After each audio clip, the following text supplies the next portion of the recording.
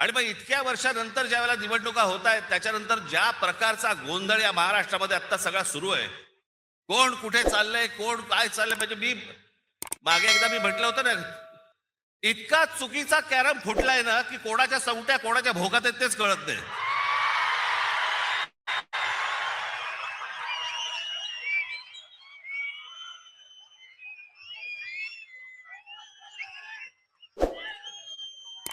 प्रत्येकाला विचारलं लागतं आज कुठे.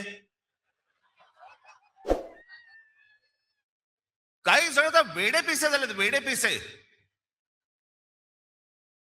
त्या दिवशी मला कळलं, कोणीतरी एकाने छाननीच्या वेळेला, म्हणजे ते फॉर्म भरायची तारीख मुदत निघून गेली होती फॉर्म भरायची, छाननीच्या वेळेला समोरच्याचा एबी फॉर्म घेतला आणि गिळून टाकला.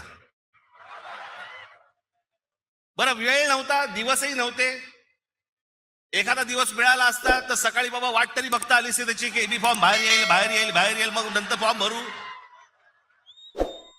ती वेळ नाही दिली.